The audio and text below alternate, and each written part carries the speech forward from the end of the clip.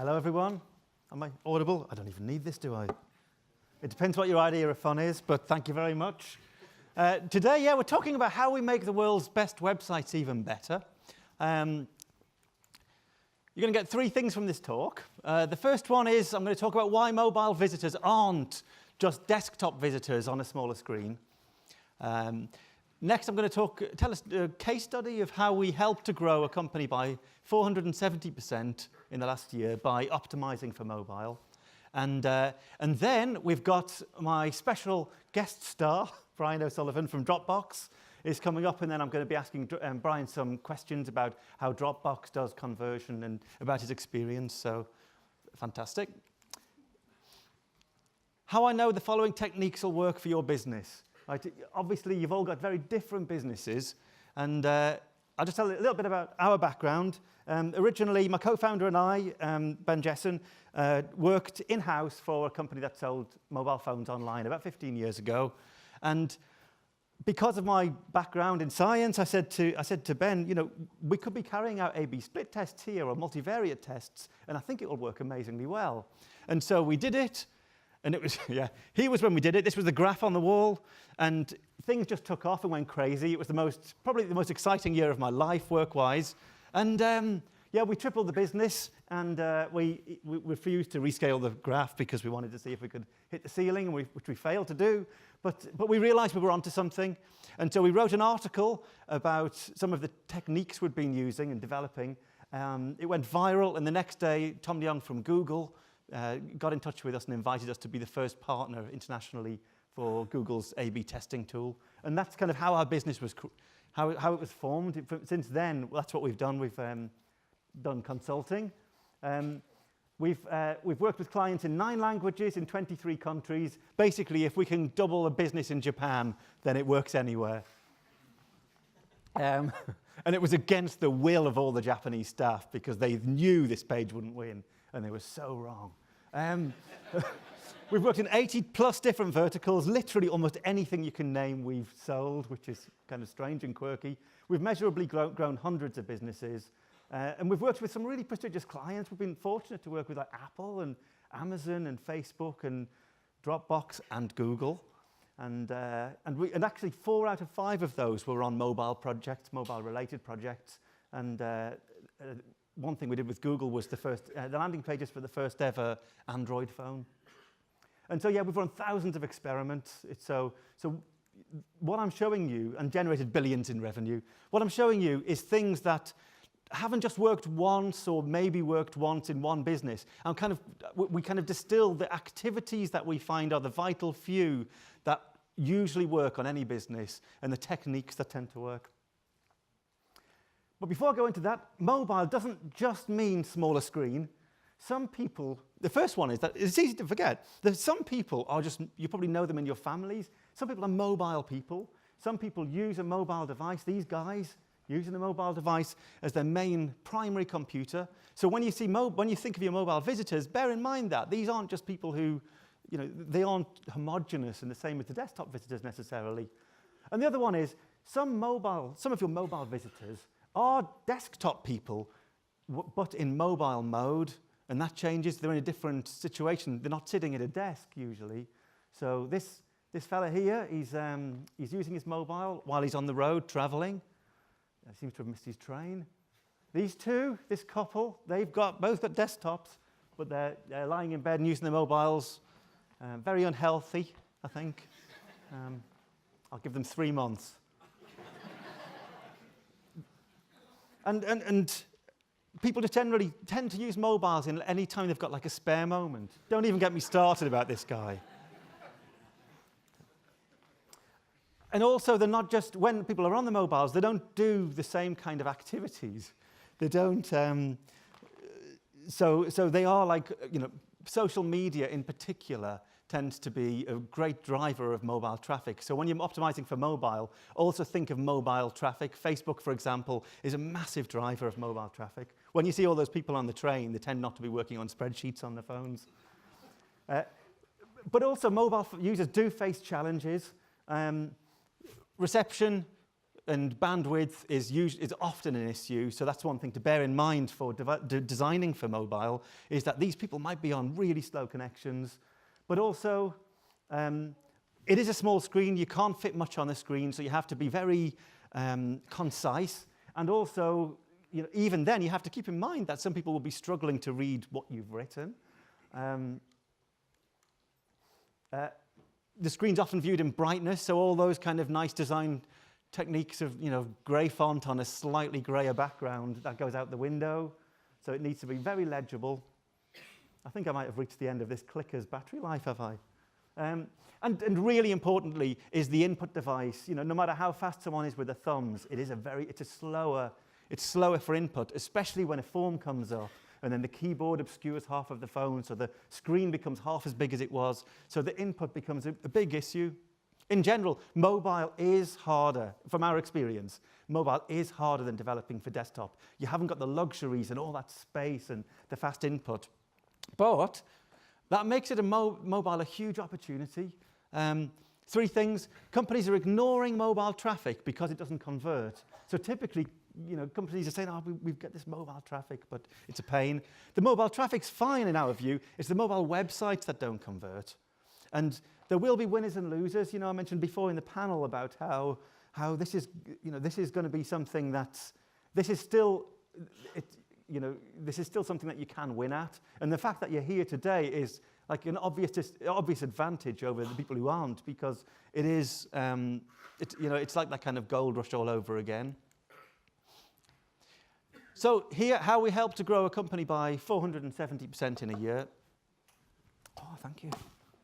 The company's a fintech company in London called GoHenry, and they do pocket money cards for kids along with an app. And the idea is that you can give your kids pocket money onto their card, and then they can learn while they're still young enough not to do any damage about finances, and it teaches them about how to manage their finances.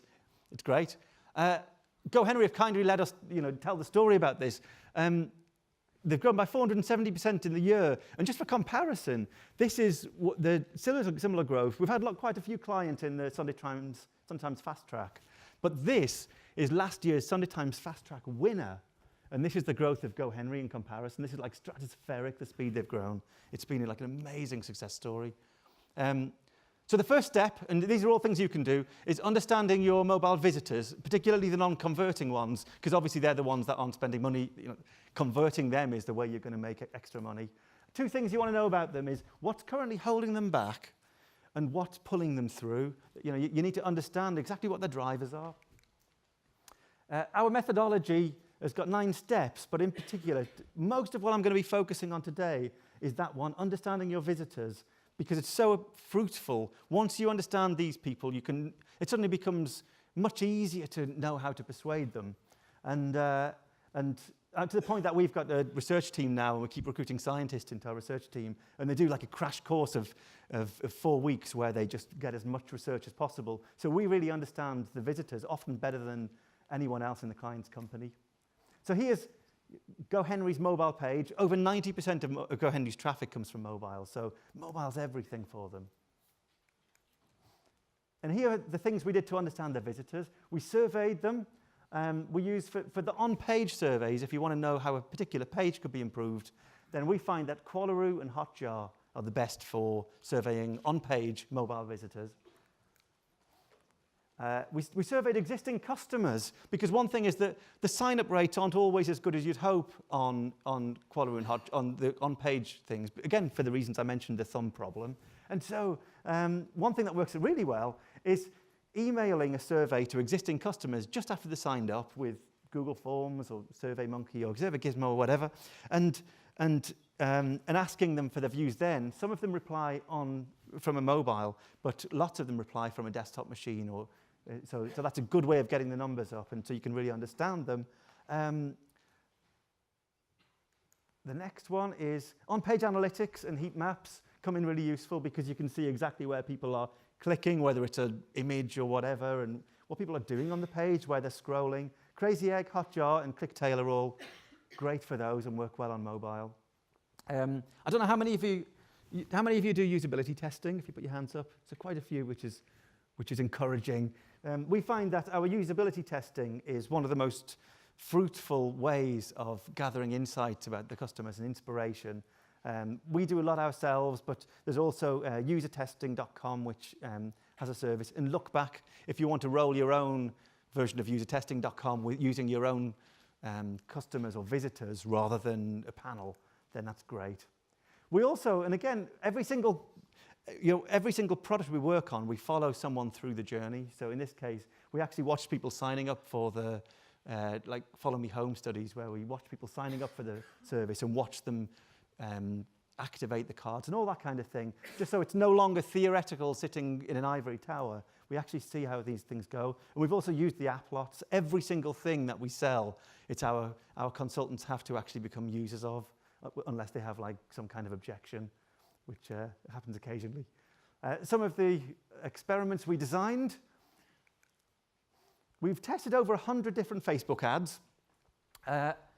And we did it using, we've developed a system for multivariate testing Facebook ads to get results much quicker. So as you can see, we can test different copy and image, call to action, headline description, URL, and we can find the best combination of all of those things. And in total, it reduced the average cost of a site visit by 33%, which is massive, isn't it? It's not just saving 33% of the spend, but it also sometimes gets you to that point where it's almost like a slipstream, where suddenly the amount of traffic you can afford to bid on just grows by orders of magnitude. We redesigned landing pages. Two tools that we find really useful for that are, once you've designed your pages, you can upload them to InVision, and that allows you to make a clickable mock-up of the site. So then you can actually test it on a real site, and people can use a test as if you'd already coded it up.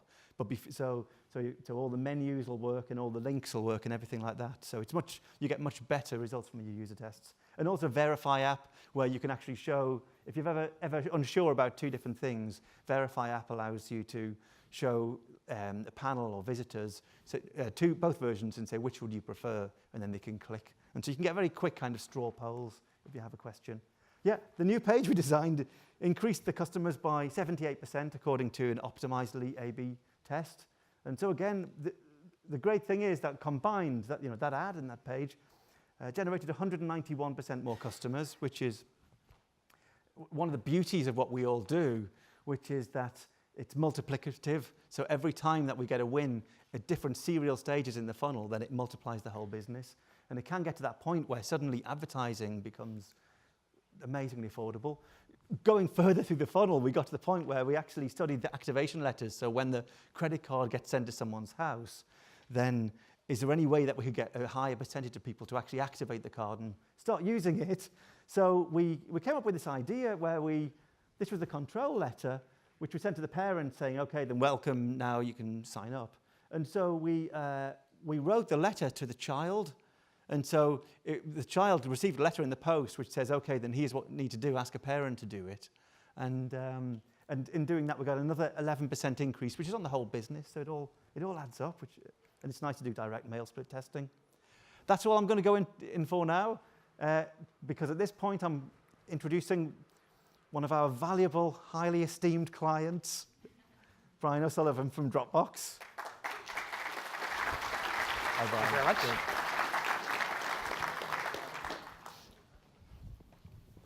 Thank you, Brian. Thank you very much for coming, because it's not often that you get to look inside companies of Dropbox's scale and who work like that. Actually, could you describe what your position is and what you're responsible for? Yeah, absolutely, no problem. And thanks for having me. Happy to be here. I'm a senior growth marketing manager. Is the official title. I tell my mother I just work on the website. So I was the first hire in EMEA in the growth team in Dropbox. So my products, we have two paid products, Dropbox Pro and Dropbox Business. I work on the Pro side of the business. So I'm responsible for the signups for Pro, for the EMEA side of the business, and I do some stuff globally as well. Fantastic. And as far as your background, you haven't always worked at Dropbox, have you? No, I actually started here at Google in 2005, so a long time ago now. Had a little bit more hair back then, but Google was a great place to start. Learned a ton here. Shortly after, actually, I started here, we released a product called Google Analytics. Probably most of you know it and use it. So I worked in various roles related to Google Analytics, helping people set it up, helping people use the data, that sort of thing. And then after Google, I thought, well, what company can actually top this? So I decided to actually start my own company and worked as an independent consultant for about 3 years. So helping them, again, helping clients set up and use their data and also running some A/B tests with them. Fantastic. So you've worked with small businesses and large businesses. Exactly. What would you say are the big differences you notice between the smaller businesses and the large businesses? Yeah, I mean, I think in terms of A/B testing, there's actually one really big difference. And I think when you work at a large business, you can afford to do a lot of what I call iterative testing. So these are quite often the case studies we see. And I think actually the industry has done itself a little bit of a disservice because sometimes they're the only case studies we see. So we see like Amazon changing just the color of a button or just changing a headline and that sort of thing. And that actually tends not to work for a small business. The reason it tends not to work is those sort of tests produce a smaller uplift. A lot of times it's like 2%, 2% or 1%. 1% for Amazon is huge. For a smaller business, that money may not actually be that meaningful. Also, the statistics required to get to 1% could mean their test would run for 2 years. So an iterative testing in a sort of smaller medium business just isn't really a good fit. I think for a small business, what really works for them is what I call innovative testing. So where you really like change a major element of the site, so you drastically change the user experience. So one example would be you change the entire landing page, or the checkout flow, you change it from multi-step to single step, for example. We still do those sort of tests at Dropbox, but we just do them less frequently. And I suppose one of the risks of doing innovative testing at an established company like Google or Dropbox is there's a baseline of performance there, so we're making a lot of money. If we make a mistake on an innovative test, even if it only runs for 2 weeks, we actually can substantially affect our numbers for the quarter, even for the year. Yes. And as far as Dropbox's like testing process and approach to marketing goes, what things does Dropbox do well, and what things, what do you think's world class about it? Yeah, I think what's world class is actually, it's kind of boring, but it's our process. We sort of have we've sort of built a testing machine to a certain extent. We have testers in Europe, like me, small team. We have people in Asia. We have people across the States. And we're all bought into the same process. We all use the same designers, the same web developers. So I work with a web developer in San Francisco, a web designer in New York. So it's fully remote, but we all use the same process and all use the same standards, and it helps us just churn out a lot of tests. So I think with testing, quality is definitely important. You don't want to just test random things, but quantity is important as well. The more tests you have, the more wins you'll get. Yes, and you mentioned that one of the advantages is the culture is already, there's less persuading in a company like Dropbox because it's not I think lots of the visitors, one of the problems is actually winning support and education. Yeah, I suppose that's like something I noticed as a big difference between my independent consulting and working at somewhere like Dropbox. Like Dropbox has testing in its DNA. Like even from the very sort of birth of the company, they actually pioneered some of the sort of growth hacking techniques that are quite common now. So they gave away the product for free.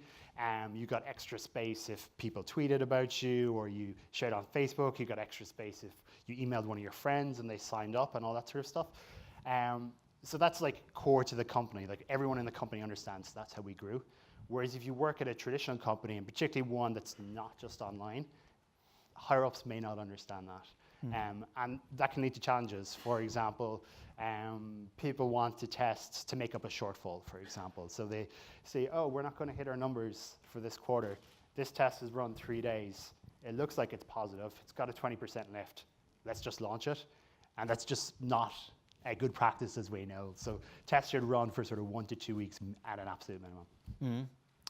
With as far as obstacle, in most situations when a company reaches enterprise level, I suppose even the most agile companies, things become difficult. Do you have any like examples from Dropbox and any tips for anyone who's in one of those companies where the most persuasion yeah, there's landing page persuasion, but most persuasion happens trying to persuade colleagues to actually make things happen. Yeah, I mean, I think like probably the biggest barrier we face, and it's true for a lot of big companies, is just simply sort of getting things done. Like I mentioned, our process, I think it's really tight, but because of the fact we're a big company, because of the fact we work across different offices, it's sometimes actually difficult to deliver something. The other problem we face is that we tend to actually, instead of using pre-bought tools, because we're a tech company, we want to do everything from scratch. So we have our own testing tool.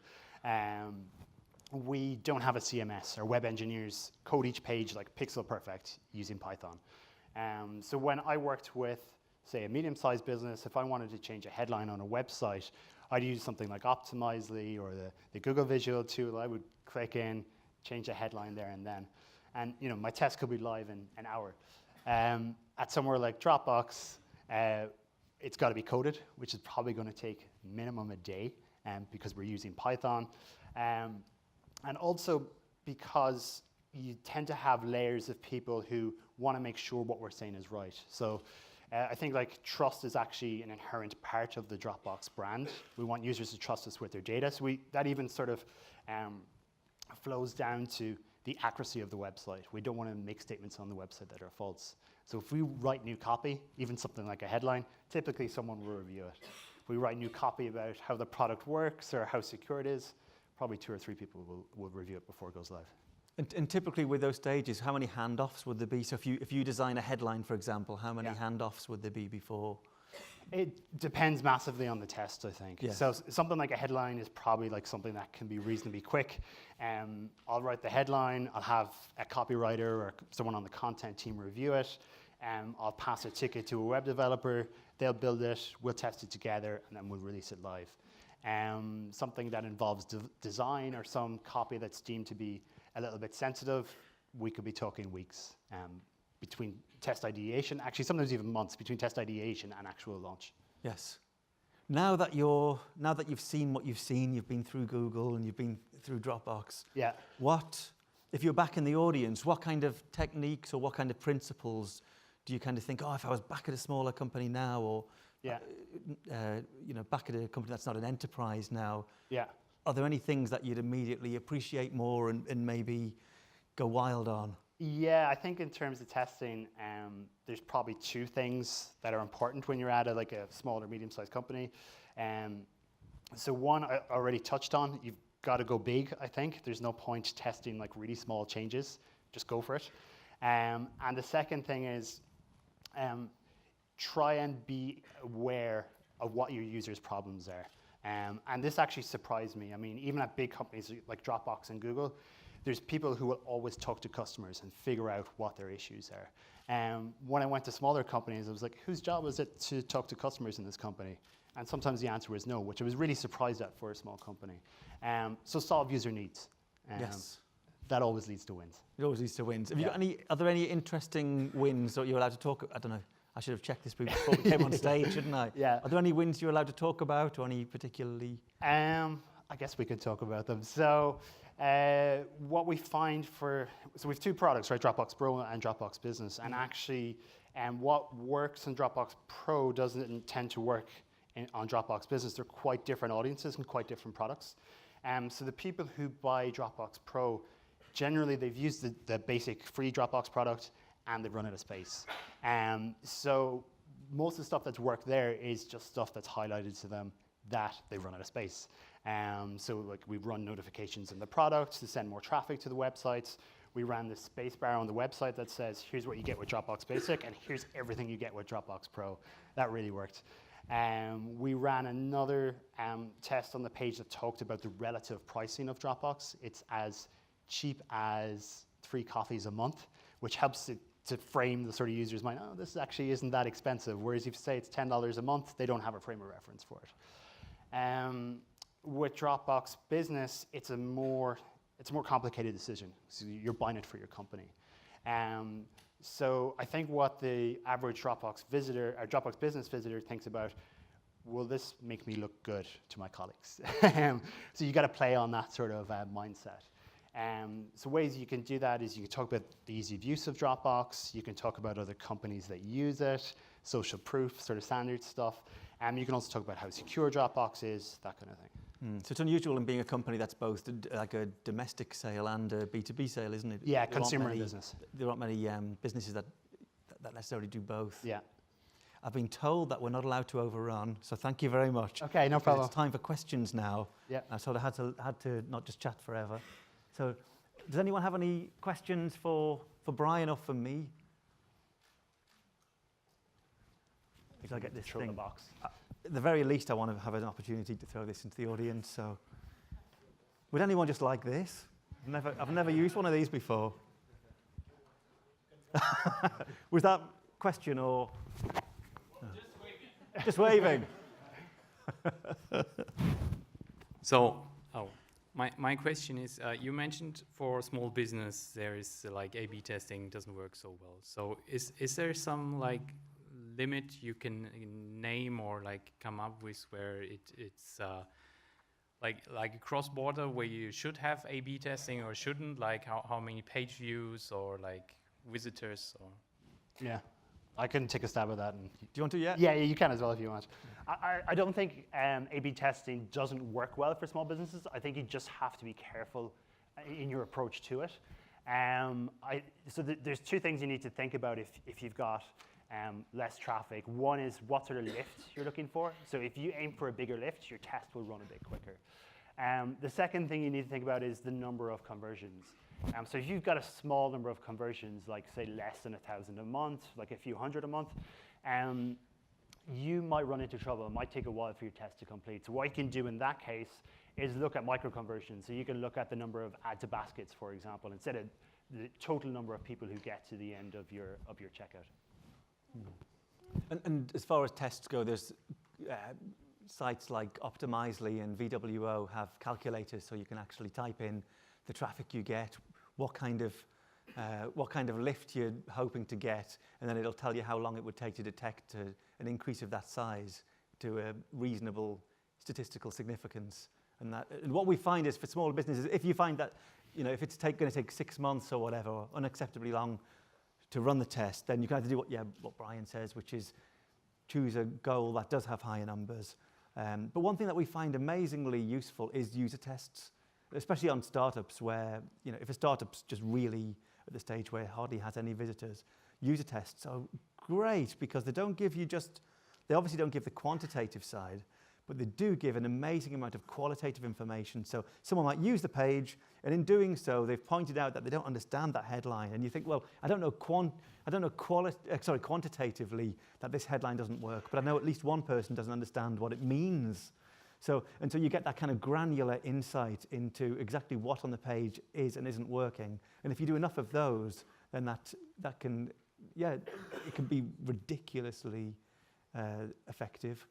And tell you, because also a split test that lasts 2 months will tell you one fact, which is which one won, whereas a 5-minute user test can tell you, 10 different things about what's good and what's bad about a page. I personally do at least 2 user tests a day, like on any working day. Every single one of our blog posts is user tested about 5 times at least before it goes out. That's how useful we find it. Yeah, I would, absolutely concur. We do tons of user testing as well. The other thing I would say as well is, like, in an ideal world, we would have perfect data, but we don't always. So if you run a test and you don't have statistical significance, but one is performing better than the other, that's actually better than no data at all. So at Dropbox, like, we try and be scientific, but actually we make business judgment calls all the time.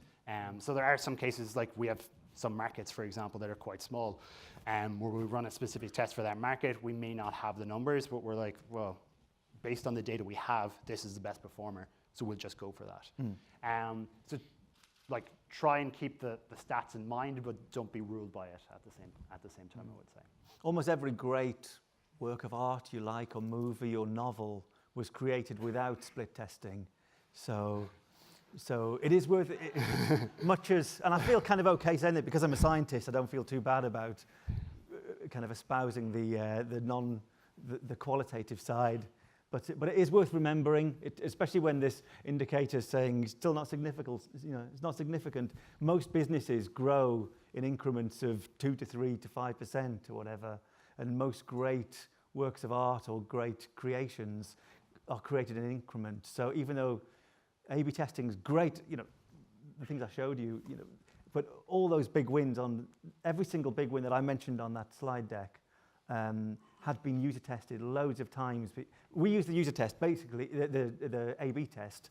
We use it in the same way a sprinter might use the stopwatch. It's basically to prove that at the end of the day, you've done what you kind of knew you were doing, because it's all the training and all the process of training and the actual running of the race, which is what really gets you the result. And we see the A/B test as just confirmation that we haven't just completely missed something. That was a long answer to a question, wasn't it? Does anyone else have a question? I'd like it to be from that.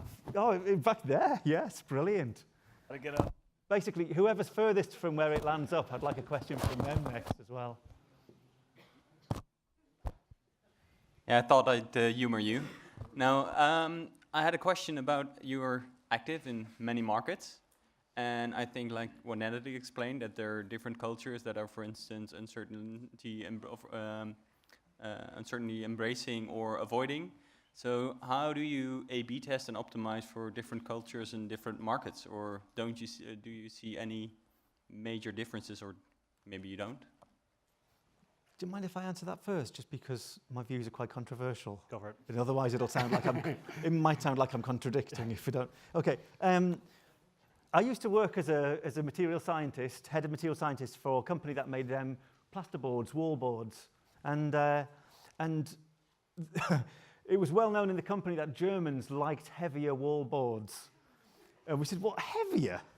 Stronger, you mean? No, Germans like strong heavy plasterboards. And basically, we said, what? Because they like the fact they're really hard to lift and it weighs it down the truck or whatever. What I find is, for some reason, every nationality likes to think that they are unique.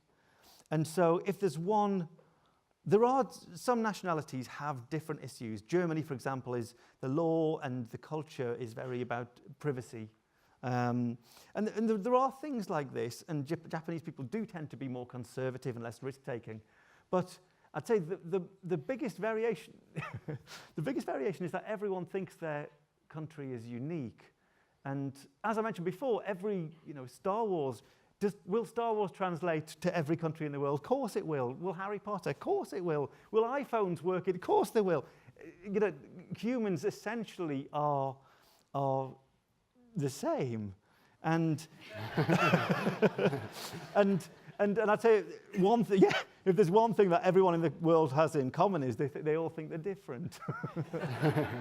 and it sounded really like quite like rousing that, didn't it? And I think it was proven most by us by the fact that we more than doubled that Japanese company against the will. Like they didn't want to put that test live.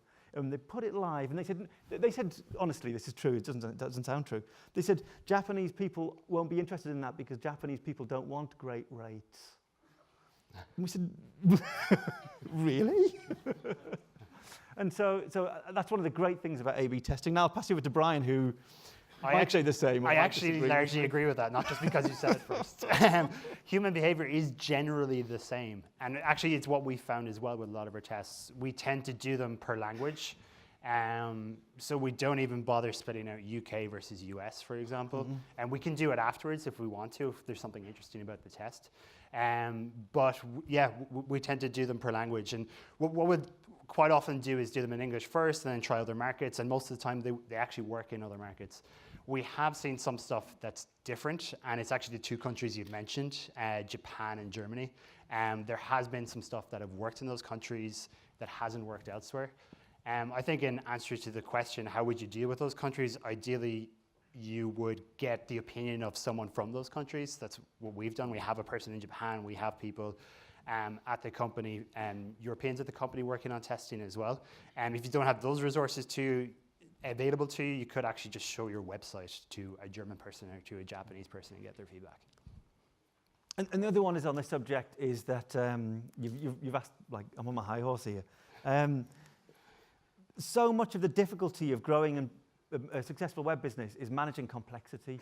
And so a company can only diversify in terms of complexity in a certain number of dimensions before it reaches gridlock. So you can have like your desktop site, your mobile site. That's one level of complexity. And then you could say, oh, well, we want the page for people who are logged in and the page for people who aren't. So that you've got 4 now. And you don't have to add many of those dimensions before you've got like 3 million different versions of the site. And that's it, no more. No one can do anything anymore. So if anything, I would say, look for those things.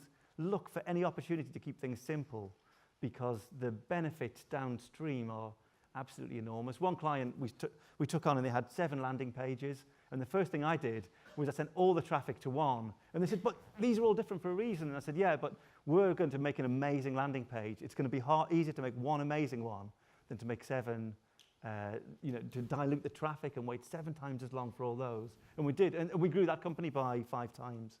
So I can't stress this enough, how important it is to keep things simple and prioritize. That was a really long answer to a straightforward question, wasn't it? Does anyone else have one, or have we run out of time? Run out of time. Thank you very much, everyone. We'll be outside in the break if you need any questions. Thank you. Thanks very much.